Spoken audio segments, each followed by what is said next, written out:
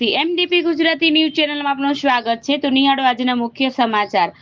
આજ રોજથી બ્રાન્ચ કન્યા શાળા પ્રવેશ મહોત્સવ અને કન્યા કેળવણી મહોત્સવની ઉજવણી કરવામાં આવી હતી, જેમાં બાળાઓને પ્રોત્સાહિત કરવામાં આવ્યા હતા। આ પ્રવેશમાં મુખ્ય મહેમાન તરીકે પાલનપુરના મામલતદાર સાહેબ, ગઢવી સાહેબ, નગરપાલિકાના સદસ્યો, વાલીઓ હાજર રહ્યા હતા। અહેવાલ દિલીપસિંહ સોલંકી। વધુ સમાચાર માટે નિહાળતા રહો એમડીપી ગુજરાતી ન્યૂઝ ચેનલ।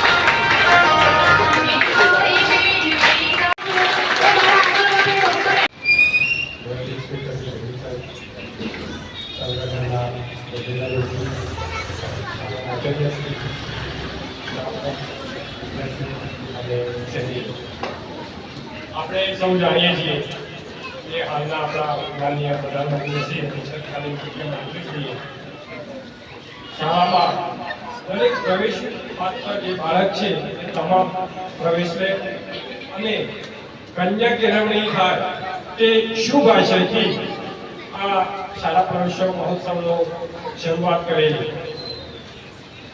એમનો માનનીય પ્રધાનમંત્રીશ્રીના 3 મુખ્ય ઉદ્દેશ હતા। એક શાળા, શિક્ષક અને શિક્ષણ।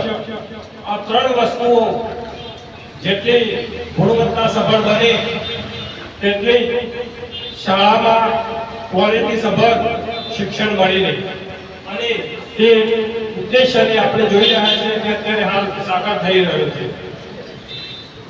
કોઈ પણ બાળક પ્રવેશ મેળવે એટલેથી ભૂલતું નથી, પરંતુ પ્રવેશ મેળવ્યા પછી પણ એ પોતાનો અભ્યાસક્રમ પૂર્ણ કરે તે પણ જરૂરી છે। એટલે કે આપણો ડ્રોપ આઉટ રેશિયો છે એ આ પ્રવેશોત્સવ પછી ઘણો નીચો આવે છે અને હજુ પણ આપણે સૌ વાલીઓને વિનંતી છે કે હજુ પણ એ ડ્રોપ આઉટ રેશિયો નીચો જાય।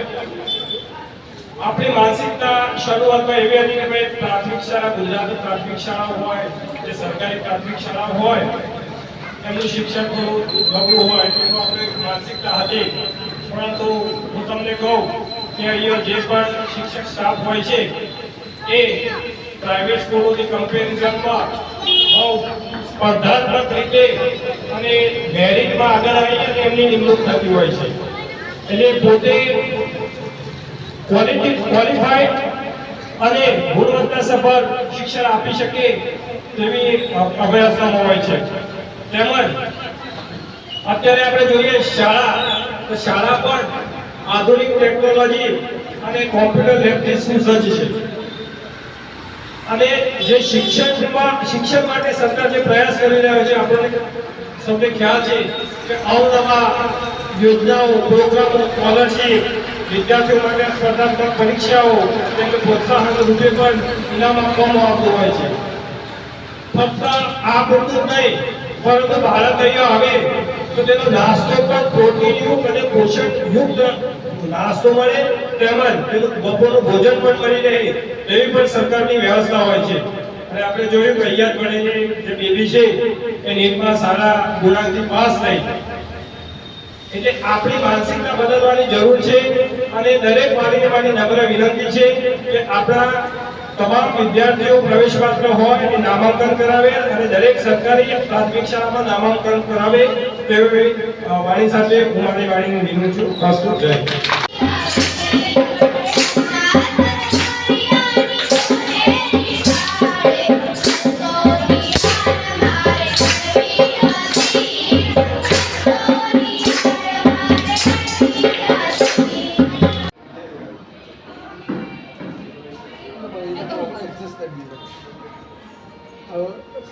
અમારી શાળાની અંદર શાળા પ્રવેશોત્સવ અને કન્યા કેળવણી મહોત્સવની ઉજવણી કરવામાં આવી. અમારી શાળાની અંદર મામલતદાર શ્રી પાલનપુર શહેર, ખાણ ખનીજ વિભાગના શ્રી ગઢવી સાહેબ અને નગરપાલિકાના સદસ્યો જાગૃતિબેન મહેતા અને ભાજપના ઉપપ્રમુખ શ્રી પાલનપુર શહેર હેમેન્દ્રભાઈ રાઠોડ, અલ્પેશભાઈ પુરોહિત અને અમારી એસએમસીના અધ્યક્ષ અનિતાબેન સાધુ અને કૈયુમભાઈ નાગોરી અને અન્ય વાલીઓ બહોળી સંખ્યામાં ઉપસ્થિત રહ્યા હતા. નાના ભૂલકાઓને, બાળવાટિકાની બાલિકાઓને, 14 બાલિકાઓને શાળા પ્રવેશ આપી એમણે બાળકો સારું ભણે અને સારું ઉત્તરોત્તર પ્રગતિ કરે એવી મામલતદાર સાહેબશ્રીએ આશીર્વચનો પણ આપ્યા હતા. હેમેન્દ્રભાઈ રાઠોડે પણ આ વિશે થોડી ઘણી શાળાની માહિતી અને શાળાના શિક્ષણને સુધારણા વિશે પણ વાત કરી હતી. અન્ય અમારી શાળાના શિક્ષક